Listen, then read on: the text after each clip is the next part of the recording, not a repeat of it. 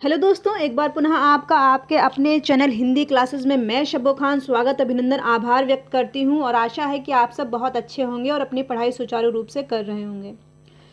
जैसा कि आप सभी ने थंबनेल में देखा होगा, आज हम यूजीसी नेट में जो उसका सिलेबस है उसमें प्रस्तावित है एक नाटक चंद्रगुप्त जयशंकर प्रसाद का नाटक है। उसे हम आज पढ़ेंगे और अच्छे से समझेंगे उसको, जो भी उसके महत्वपूर्ण कथन हैं उन्हें भी देखेंगे और पात्रों पे हम बात करेंगे। और नेट के अलावा ये यूपी, टीजीटी, पीजीटी, डीटी+बी अन्य सभी हिंदी से संबंधित परीक्षाओं के लिए भी उपयोगी है। तो आप सभी ध्यान से पढ़ें इसको, इसके पात्रों पर भी ध्यान दें और कथनों पर भी इसके ध्यान दें। चलते हैं, आगे बढ़ते हैं अपने नाटक की तरफ। इसका पहले हम पात्र परिचय देखेंगे और इसमें पुरुष पात्र जो है, जो पहला जो मेन लीड है जिसकी, चंद्रगुप्त, विष्णु चाणक्य, ठीक है, चाणक्य जिन्होंने चंद्रगुप्त को बनाया। चाणक्य वह चाणक्य जो चंद्रगुप्त को राजगद्दी तक पहुंचाने वाले हैं। इनका एक तो नाम है विष्णुगुप्त, इनका नाम विष्णुगुप्त भी है, ये ध्यान रखें आप।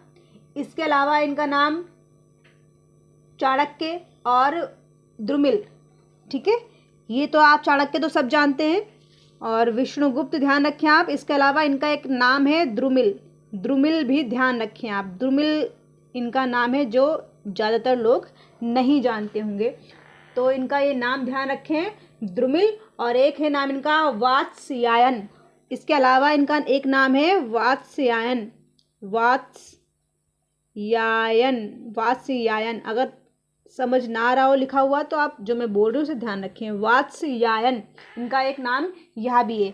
तो चाणक्य के नाम, जो चाणक्य का नाम है विष्णुगुप्त, इसके अलावा द्रुमिल भी ध्यान रखें और वात्स्यायन भी ध्यान रखें।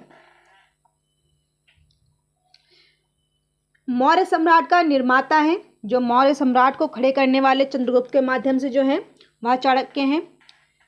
अगला नाम है चंद्रगुप्त का, जो मौर्य साम्राज्य के जो सम्राट हैं। नंद मगध सम्राट, राक्षस मगध का अमात्य, वररुचि कात्यायन, वररुचि को जिनका एक नाम कात्यायन भी है, ध्यान रखें आप, मगध का अमात्य है।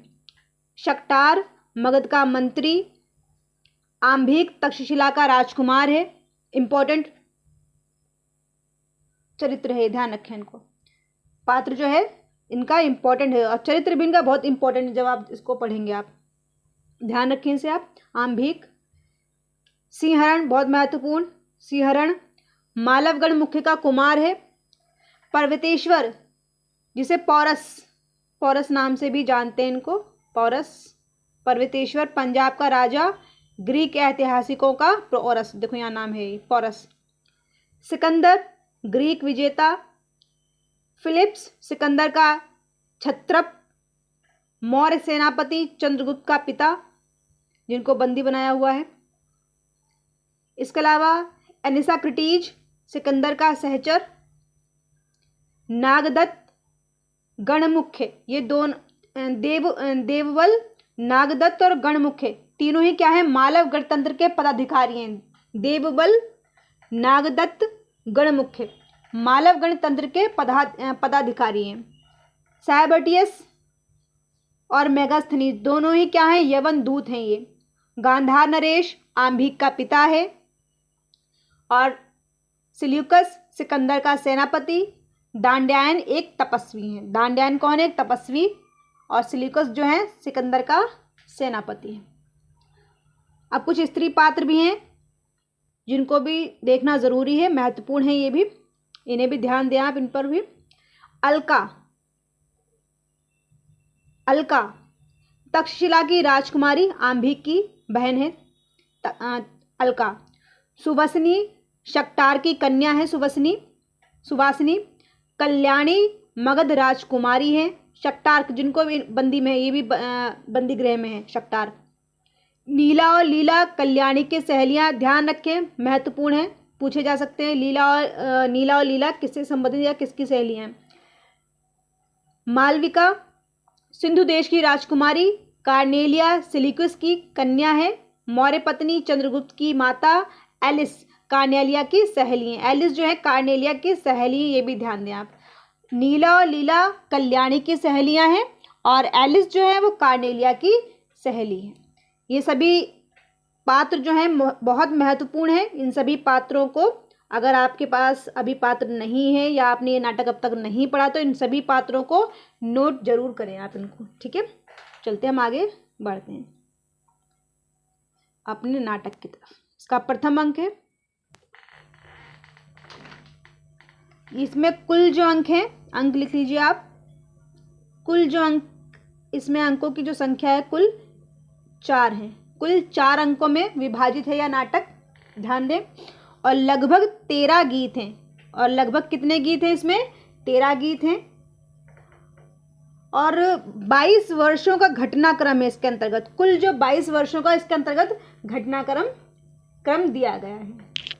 आगे हम जो भी पढ़ेंगे, आगे जो जानकारी पढ़ते पढ़ते हमारे सामने आएगी। चलते हैं। प्रथम अंक, स्थान तक्षशिला के गुरुकुल का मठ, चाणक्य और सिंहरण। चाणक्य और सिंहरण के बीच में क्या हो रही है? बात हो रही है। चाणक्य कहता है, सौम्य, कुलपति ने मुझे गृहस्थ जीवन में प्रवेश करने की आज्ञा दे दी। केवल तुम्ही लोगों को अर्थशास्त्र पढ़ाने के लिए ठहरा। चाणक्य कहते हैं कि केवल तुम्ही लोगों को अर्थशास्त्र पढ़ाने के लिए ठहरा था और कुलपति ने मुझे गृहस्थ जीवन में प्रवेश करने की आज्ञा दे दी, क्योंकि इस वर्ष के भावी स्नातकों को अर्थशास्त्र का पाठ पढ़ाकर मुझ अकिंचन को गुरु दक्षिणा चुकानी थी। सिंहरण, आर्य मालवों को अर्थशास्त्र की उतनी आवश्यकता नहीं जितनी अर्थशास्त्र की है। ध्यान दें आप, सिंहरण कहता है कि मालवों को अर्थशास्त्र की उतनी आवश्यकता नहीं जितनी अर्थशास्त्र की है, इसलिए मैं पाठ में पिछड़ा रहा, क्षमा प्रार्थी हूँ। चाणक्य, अच्छा, अब तुम मालव जाकर क्या करोगे? सिंहरण, अभी तो मैं मालव नहीं जाता, मुझे तक्षशिला की राजनीति पर दृष्टि रखने की आज्ञा मिली है। चाणक्य, मुझे प्रसन्नता होती है कि तुम्हारा अर्थशास्त्र पढ़ना सफल होगा। क्या तुम जानते हो कि यवनों के दूत यहाँ क्यों आए हैं? सिंहरण, मैं उसे जानने की चेष्टा कर रहा हूँ। आर्यावर्त का भविष्य लिखने के लिए कुचक्र और प्रताड़ना की लेखनी और मसी प्रस्तुत हो रही है। उत्तरापथ के खंडराज के द्वेष से जर्जर है, शीघ्र भयानक विस्फोट होगा। सहसा आंभिक और अलका का प्रवेश होता है। आंभिक, कैसा विस्फोट? युवक, तुम कौन हो? सिंहरण, एक मालव। आंभिक, नहीं, विशेष परिचय की आवश्यकता है। सिंहरण, तक्षशिला गुरुकुल का एक छात्र। आंभिक, देखता हूं कि तुम दुर्विनीत भी हो। सिंहरण, कदापि नहीं राजकुमार, विनम्रता के साथ निर्भीक होना मालवों का वंशानुगत चरित्र है और मुझे तो तक्षशिला की शिक्षा का भी गर्व है। आंभिक, परंतु तुम किसी विस्फोट की बातें अभी कर रहे थे। और चाणक्य, क्या तुम्हारा भी इसमें कुछ हाथ है? चाणक्य चुप रहता है। आंभिक क्रोध से, बोलो ब्राह्मण, मेरे राज्य में रहकर मेरे अन्न से पलकर मेरे ही विरुद्ध कुचक्रों का सृजन। चाणक्य, राजकुमार, ब्राह्मण न किसी के राज्य में रहता है और न किसी के अन्न से पलता है। स्वराज्य में विचरता है और अमृत होकर जीता है। बहुत महत्वपूर्ण कथन है, बहुत महत्वपूर्ण है। ब्राह्मण न किसी के राज्य में रहता है और न किसी के अन्न से पलता है, स्वराज्य में विचरता है और अमृत होकर जीता है। वह तुम्हारा मिथ्या गर्व है ब्राह्मण। अब कहता है आंभिक, वह तुम्हारा मिथ्या गर्व है ब्राह्मण। सब नहीं, ये चाणक्य, वह तुम्हारा मिथ्या गर्व है ब्राह्मण। सब कुछ सामर्थ्य रखने पर नहीं पर भी स्वेच्छा से इन माया स्तूपों को ठुकरा देता है। प्रकृति के कल्याण के लिए अपने ज्ञान का दान देता है। कौन कहता है ये सब? चाणक्य कहता है। आंभिक, वह काल्पनिक महत्व मायाजाल है। तुम्हारे प्रत्यक्ष नीच कर्म उन पर पर्दा नहीं डाल सकते। चाणक्य, जो कैसे होगा अविश्वासी क्षत्रिय? चाणक्य कहता है, सो कैसे होगा अविश्वासी क्षत्रिय? इसी से दस्यु और मलेच्छ साम्राज्य बना रहे हैं और आर्य जाति पतन के कगार पर खड़ी मनके की राह देख रही है। एक मनके की राह देख रही है। बहुत महत्वपूर्ण है ये भी। कि इसी से दस्यु और मलेच्छ साम्राज्य बना रहे हैं और आर्य जाति पतन के कगार पर खड़ी मनके की राह देख रही है। बहुत महत्वपूर्ण है, ध्यान रखें इस कथन को आप। कौन कहता है? ये चाणक्य कहता है। आंभिक, और तुम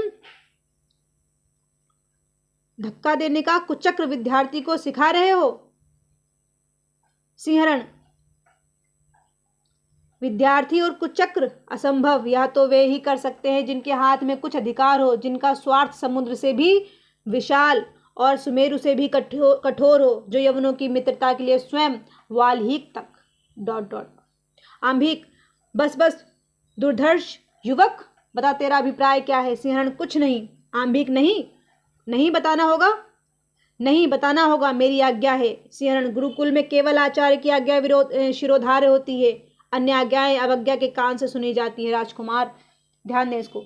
सिंहरण कहता है गुरुकुल में केवल आचार्य की आज्ञा शिरोधार्य होती है, अन्य आज्ञाएं अवज्ञा के कान से सुनी जाती हैं। राजकुमार, अलका, इसी समय अलका का प्रवेश, अलका बोलने लग जाती है, बोलती है बीच में, भाई इस वन निर्भर के समान स्वच्छ और स्वच्छंद हृदय में कितना बलवान वेग है, यह अवज्ञा भी स्पृहणीय है, जाने दो।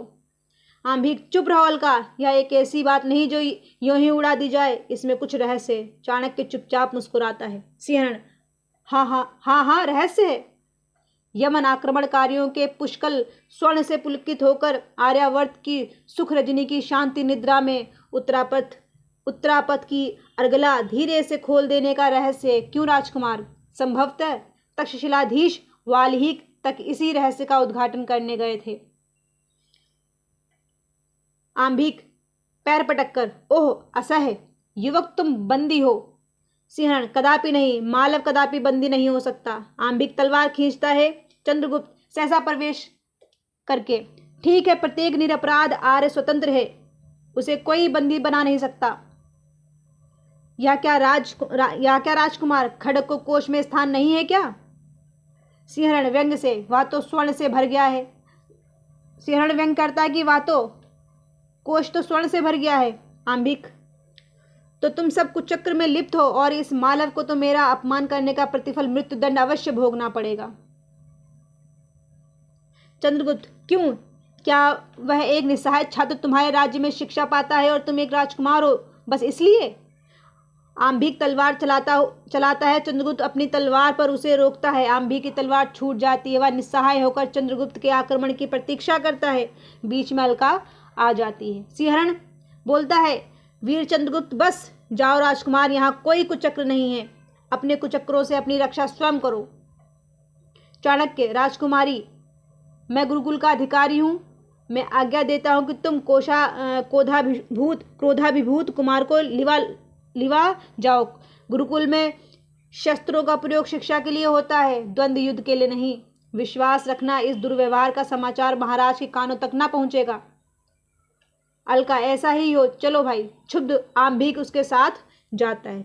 चाणक्य चंद्रगुप्त से कहता है, तुम्हारा पाठ समाप्त हो चुका है और आज का यह कांड असाधारण है। मेरी सम्मति है कि तुम शीघ्र तक्षशिला का परित्याग कर दो और सिंहरण तुम भी। चंद्रगुप्त, आर्य हम मागध हैं और यह मालव, अच्छा होता कि यही गुरुकुल में हम लोग शस्त्र की परीक्षा देते। चाणक्य, क्या यही मेरी शिक्षा है? बालकों की सी चपलता दिखलाने का यह स्थल नहीं। तुम लोगों को समय पर शस्त्र का प्रयोग करना पड़ेगा, परंतु अकारण रक्तपात नीति विरुद्ध है। चंद्रगुप्त कहता है, आर्य संसार भर की नीति और शिक्षा का अर्य मैंने नहीं समझा है कि आत्मसम्मान के लिए मर मिटना ही दिव्य जीवन है। सिंहरण मेरा आत्मीय है, मित्र है, उसका मान मेरा ही मान है। चाणक्य, देखूंगा कि इस आत्मसम्मान की भविष्य परीक्षा में तुम कहाँ तक उत्तीर्ण होते हो। सिंहरण, आपके आशीर्वाद से हम लोग अवश्य सफल होंगे। चाणक्य, तुम मालव हो और या मागध, यही तुम्हारे मान का अवसान है ना? परंतु आत्मसम्मान इतने ही से संतुष्ट नहीं होगा।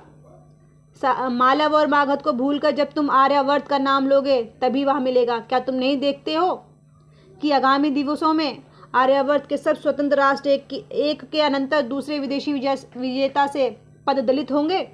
आज जिस व्यंग को लेकर इतनी घटना हो गई है वह बात भावी गांधार नरेश आंभी के हृदय में शल्य के समान चुभ गई।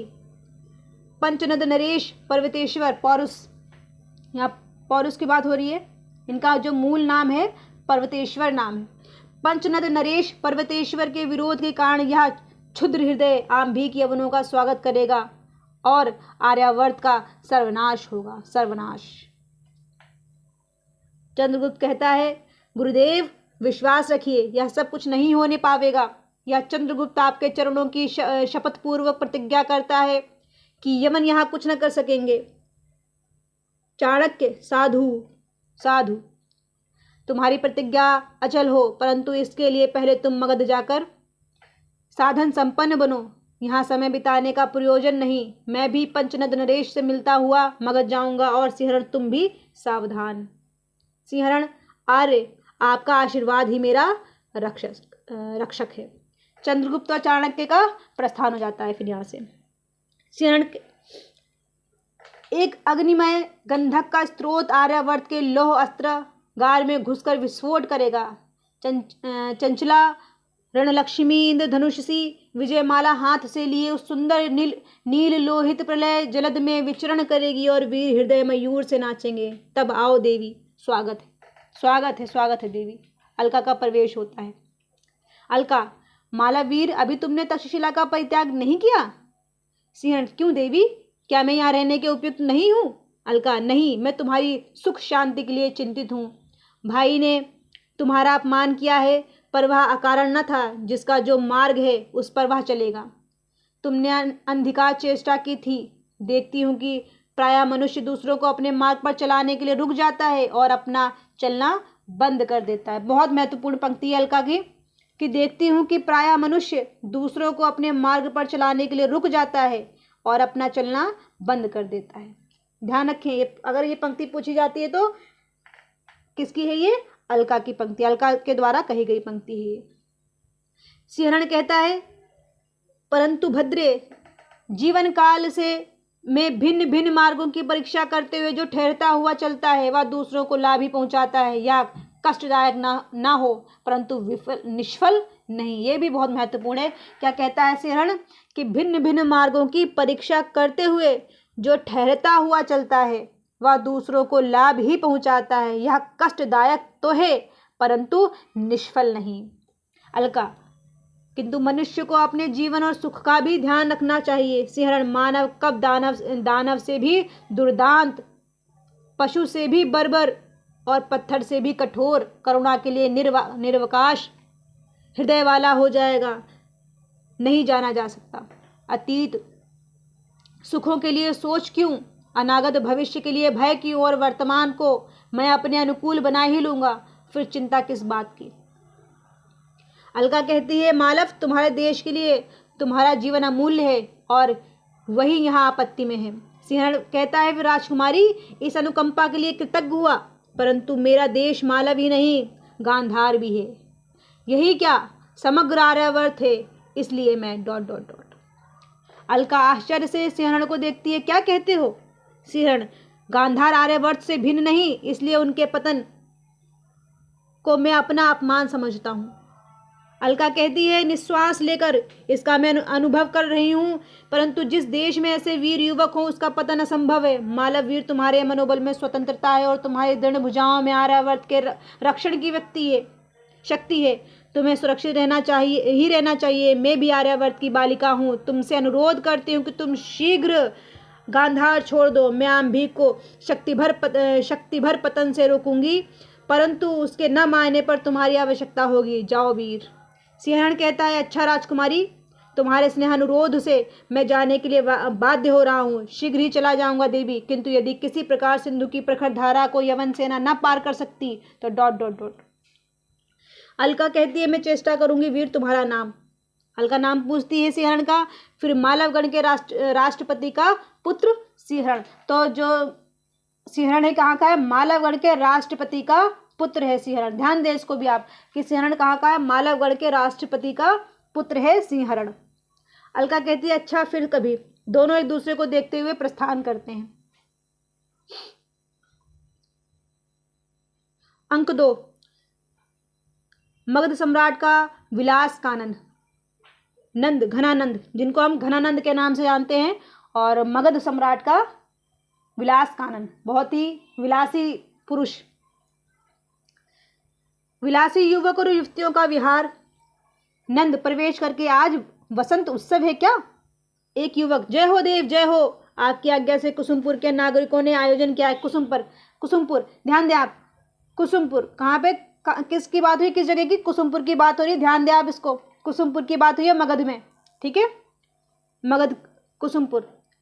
नंद, परंतु मदिरा का तो तुम्हारे समाज में अभाव है, फिर आमोद कैसा? एक युवती से पूछता है नंद। देखो देखो, तुम सुंदरी हो, परंतु तुम्हारे यौवन का विभ्रम अभी सकोच की अर्गला से जकड़ा हुआ है। तुम्हारी आंखों में काम का सुकुमार संकेत नहीं, अनुराग की लाली नहीं, फिर कैसा प्रमोद? एक युवती, हम लोग तो निमंत्रित नागरिक हैं देव, इसका दायित्व तो निमंत्रण देने वाले पर है। नंद, वाह, यह अच्छा उल्हाना रहा। अनुचर से, मूर्ख, अभी और कुछ सुनावेगा? तू नहीं जानता कि मैं ब्रह्मास्त्र से अधिक इन सुंदरियों के कुटिल कटाक्षों से डरता हूं। इतना विलासी है घनानंद। क्या कहता है कि मैं ब्रह्मास्त्र से अधिक इन सुंदरियों के कुटिल कटाक्षों से डरता हूं। ले आ, शीघ्र ले आ, नागरिकों पर तो मैं राज्य करता हूं, परंतु मेरी मगध की नागरिकाओं का शासन मेरे ऊपर है।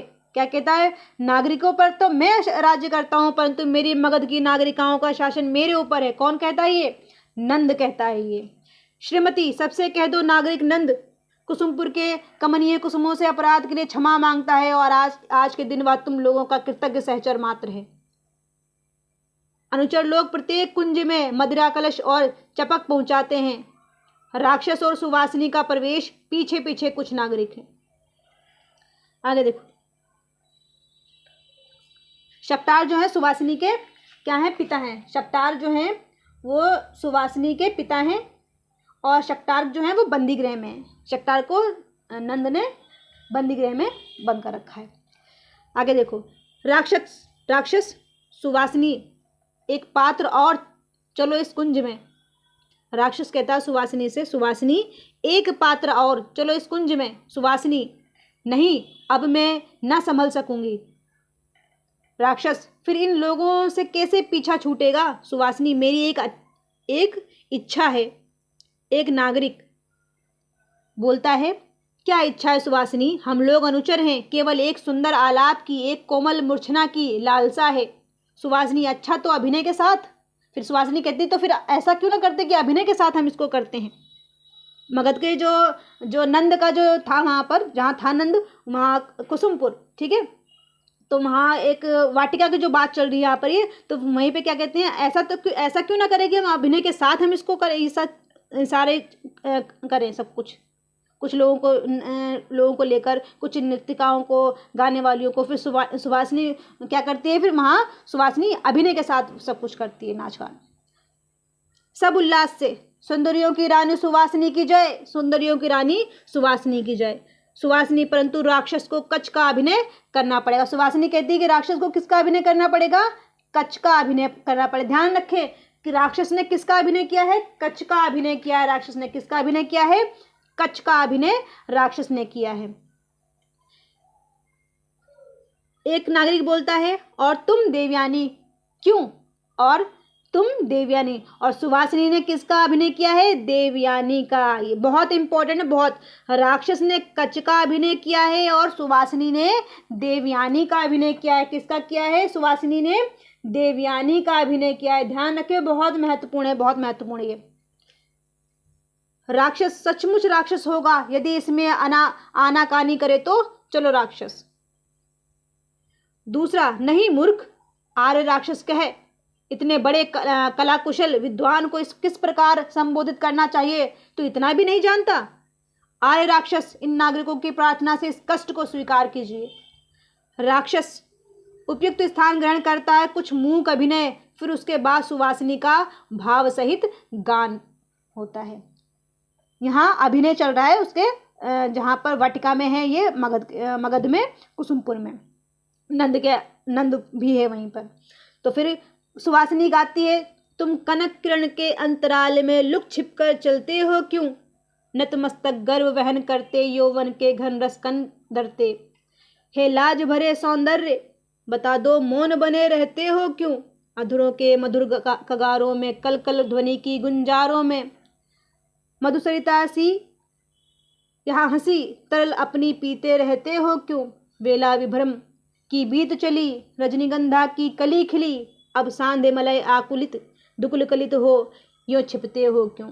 ये कौन गाता है? ये सुवासिनी गाती है। बहुत महत्वपूर्ण है क्योंकि पंक्तियां एग्जाम में पूछी जाती हैं। कई सारे गानों की पंक्तियां होती है, पूछा जाता है इसमें से कौन सी पंक्ति इस रचना की या इस नाटक की या इस ग्रंथ की नहीं है। तो इन जितने भी हो, इसमें मैंने आपको प्रारंभ में ही बताया लगभग 13 गीत इसके अंतर्गत हैं, ठीक है। और ज़्यादातर जो गीत गाए गए हैं वह किसके द्वारा गाए गए हैं? ज़्यादातर जो गीत जो गाए गए हैं, इसमें ध्यान रखना, कार्नेलिया के द्वारा ही गाए गए हैं ज़्यादातर गीत। लेकिन कुछ जो गीत हैं वो अलग अलग लोगों के द्वारा भी गाए गए हैं, लेकिन अधिकतर जो गीत जो गाए गए हैं वो कार्नेलिया के द्वारा ही गाए गए हैं। ये चीज़ आप ध्यान रखें, ठीक है। अब आगे बढ़ते हैं। आगे देखिए क्या है। साधु साधु की ध्वनि होती है, नंद उस अभिनेत्री को यहाँ बुलाओ। नंद ये सब गाना वगैरह सुनकर क्या होता है, बहुत ज़्यादा मुग्ध हो जाता है सुवासिनी से। सुवासिनी तो वैसे भी इसी इरादे से आई हुई है क्योंकि उसके जो पिता है वो नंद के कब्जे में है, बंदी गृह में है। वो इसी इरादे से आई थी कि कैसे मैं नंद के वहाँ तक पहुँचूँ, ठीक है। नंद कहता है उस अभिनेत्री को यहाँ बुलाओ। सुवासिनी नंद के समीप आकर प्रणत होती है। नंद तुम्हारा अभिनय तो अभिनय नहीं हुआ, नागरिक, अपितु वास्तविक घटना जैसी दिखने में आवे वैसी ही। नंद तुम बड़े कुशल हो, ठीक कहा। सुवासिनी कहती तो मुझे दंड मिले, आज्ञा कीजिए देव कि मेरा दंड क्या है, मुझे दंड मिलना चाहिए अगर मेरा ठीक नहीं था। नंद कहता है मेरे साथ एक पात्र।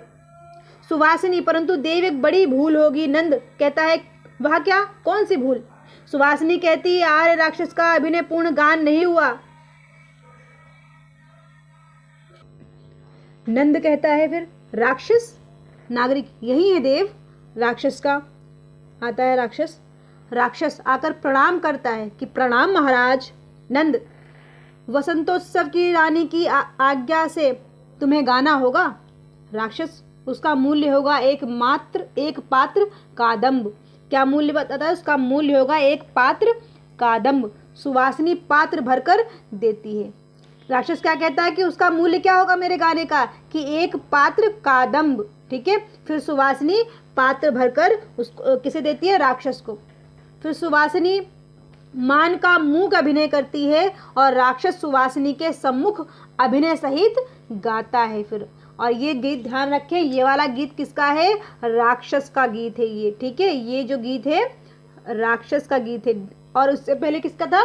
तुम कनक किरण के अंतराल में लुक छिपकर चलते हो क्यों, ये वाला गीत किसका था? सुवासिनी का। और ये गीत किसका है? राक्षस का। निकल मत बाहर दुर्बल आह, लगेगा तुझे हंसी का शीत, दर्द नीरद माला के बीच, तड़प के चपलासी भयभीत, पड़ रहे पावन प्रेम फुहार, जलन कुछ कुछ है मीठी पीर, संभाले चल कितनी है दुरू, प्रलय तक व्याकुल होना अधीर। ये किसका गाना है, गीत है? ये किसने गाया है? राक्षस ने। ये ध्यान रखें आप। अश्रु में सुंदर विरह निशीत भरे तारे, ना ढुलकते आह, ना उफना दे आंसू हैं भरे, इन्हीं आंखों में उनकी चाह, काकली सी बनने की तुम्हें लगन लग जाए ना हे भगवान, पपीहा का पी सुनता कभी, अरे कोकिल की देख दशाना, हृदय है पास सांस की राह, चले आना जाना चुपचाप, अरे छाया बन छू मत उसे, भरा है तुझ में भीषण ताप, हिलाकर धड़क से अविनीत, जगा मत सोया है सुकुमार, देखता है स्मृतियों का स्वप्न, हृदय पर मत कर अत्याचार। कौन गाता है ये? राक्षस गाता है ये। आगे देखें। कई नागरिक, स्वर्गीय अमात्य वकनास के कुल की जय, वत्रनाश के कुल की जय, ठीक है। नंद क्या कहा? वक्रनाश का कुल, यहाँ समझ नहीं आ रहा भाई क्या लिखा है ये। एक मिनट रुकिएगा, देखो पहले में क्या है ये।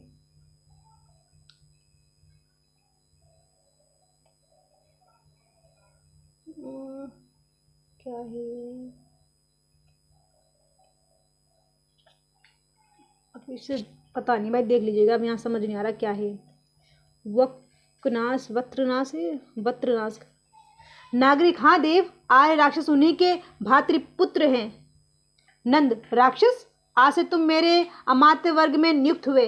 राक्षस तो यही इसी सोच से, इसी चाल से आया था। सुवासिनी और राक्षस इसी चाल के से आए थे कि कैसे भी हम नंद के वहाँ पर राज्य में पहुँच जाए, उनके वहाँ कुछ हमें काम मिल जाए। उसे भी काम मिल गया और सुवासिनी को भी मिल गया।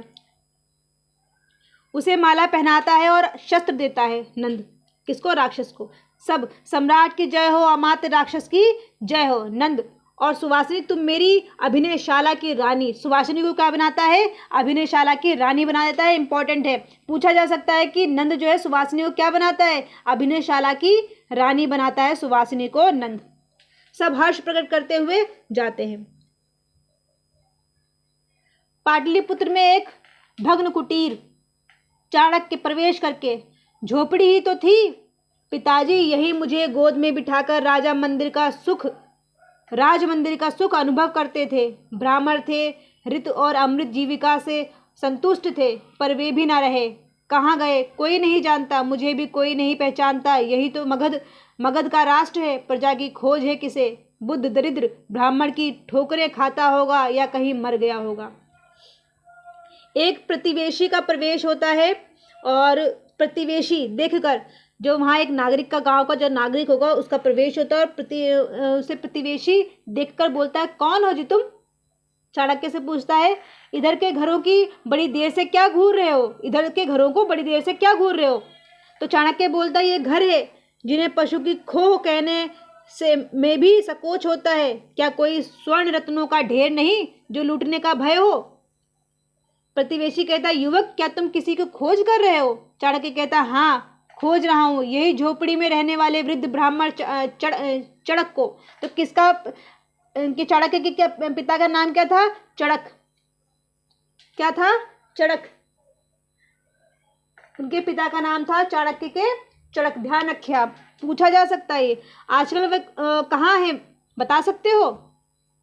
प्रतिवेशी कहता है सोचकर, ओहो, कई बरस हुए, वह तो राजा की आज्ञा से निर्वासित कर दिया गया है। हंसकर, वह ब्राह्मण भी बड़ा हठी था। उसने राजा नंद के विरुद्ध प्रचार करना आरंभ किया था। सो भी क्यों, एक मंत्री शक्टार के लिए। उसने सुना कि राजा ने शक्टार का बंदी गृह में वध करवा डाला। शक्टार वही है सुवासिनी के पिता। ब्राह्मण ने नगर में इस अन्याय के विरुद्ध आतंक फैलाया। सबसे कहने लगा कि यह महापद्य का जारज पुत्र नंद, महापद्य का हत्याकारी नंद मगध में राक्षसी राज्य कर रहा है। नागरिकों सावधान। ये सब क्या कहने, उनका जो थे, लोगों को सावधान कर रहे थे चाणक्य के पिता चड़क। चाणक्य, अच्छा तब क्या हुआ?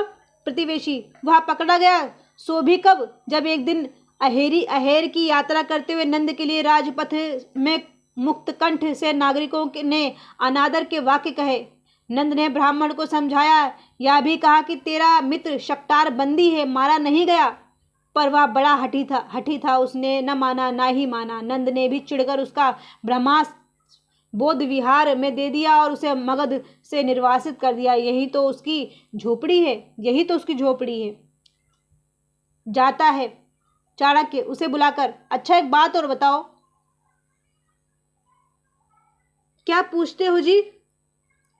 तुम इतना जान लो कि नंद को ब्राह्मणों से घोर शत्रुता है और वह बौद्ध धर्मानुयायी हो गया है। नंद कौन सा धर्म का हो गया था? उसने कौन सा धर्म अपना लिया था? बौद्ध धर्म अपना लिया था। चाणक्य, होने दो, परंतु यह तो बताओ शक्टार का कुटुंब कहाँ है? किससे पूछता है?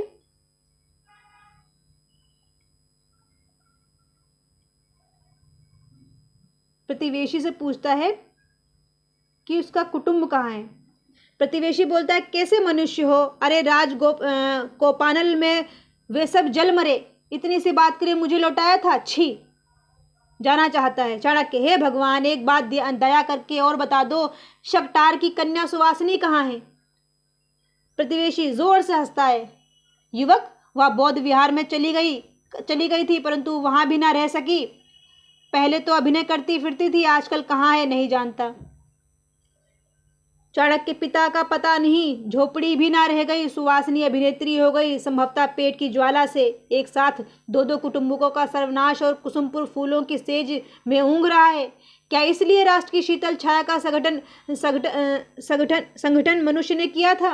मगध मगध, सावधान, इतना अत्याचार सहना असंभव है। तुझे उलट दूंगा, नया बनाऊंगा, नहीं तो नाश ही करूंगा। ठहर कर, एक बार चलूं नंद से कहूं, नहीं, परंतु मेरी भूमि, मेरी वृत्ति वही मिल जाए। मैं शास्त्र व्यवसायी न रहूंगा, मैं कृपक बनूंगा, मैं कृषक बनूंगा। मैं शास्त्र व्यवसायी न रहूंगा, मैं कृषक बनूंगा। मुझे राष्ट्र की भलाई बुराई से क्या, तो चलूं देखकर। यह एक लकड़ी का स्तंभ अभी उसी झोपड़ी का खड़ा है, उसके साथ मेरे बाल्यकाल की सहस्त्रों भावरियां लिपटी हुई हैं, जिन पर मेरी धवल मधुर हंसी का आवरण चढ़ा रहता था। शैशव की स्निग्ध स्मृति विलीन हो जाता है, खंबा खींचकर गिराता हुआ चला जाता है। चाणक्य के पिता चणक और जो सुवासिनी के पिता, दोनों क्या थे? दोस्त थे। आगे, कुसुमपुर के सरस्वती मंदिर के उपवन का पथ है। राक्षस सुवासिनी, हठ ना करो। सुवासिनी, नहीं, उस ब्राह्मण को दंड दिए बिना सुवासिनी जी नहीं सकती। अमात, तुमको करना होगा। मैं बौद्ध स्तूप की पूजा करके आ रही थी। उसने व्यंग्य किया और वह बड़ा कठोर था राक्षस। उसने कहा वेश्याओं के लिए भी एक धर्म की आवश्यकता थी। चलो अच्छा ही हुआ, ऐसे धर्म के अनुगत पतितों की भी कमी नहीं है। राक्षस, यह उसका अन्याय था। सुवासिनी, परंतु अन्याय का प्रतिकार भी है, नहीं तो मैं समझूंगी कि तुम भी वैसे ही एक कठोर ब्राह्मण हो। राक्षस, मैं वैसा हूं कि नहीं या पीछे मालूम होगा, परंतु सुवासिनी में स्वस्थ हृदय से बौद्ध मत का समर्थक हूं, केवल उसकी दार्शनिक सीमा तक इतना ही कि संसार दुखमय है। सुवासिनी इसके बाद पूछती है, इसके बाद? राक्षस, मैं इस क्षणिक जीवन की घड़ियों को सुखी बनाने का पक्षपाती हूँ, और तुम जानती हो कि मैंने ब्याह नहीं किया, परंतु भिक्षु भी बन न सका। सुवासिनी, तब आज से मेरे कारण तुमको राजचक्र में बौद्ध मत का समर्थन करना होगा। राक्षस, मैं प्रस्तुत हूँ। सुवासिनी कहती है, फिर लो, मैं तुम्हारी हूँ। मुझे विश्वास है कि दुराचारी सदाचार के द्वारा शुद्ध हो सकता है, और बौद्ध मत इसका समर्थन करता है, सबको शरण देता है। हम दोनों उपासक होकर सुखी बनेंगे।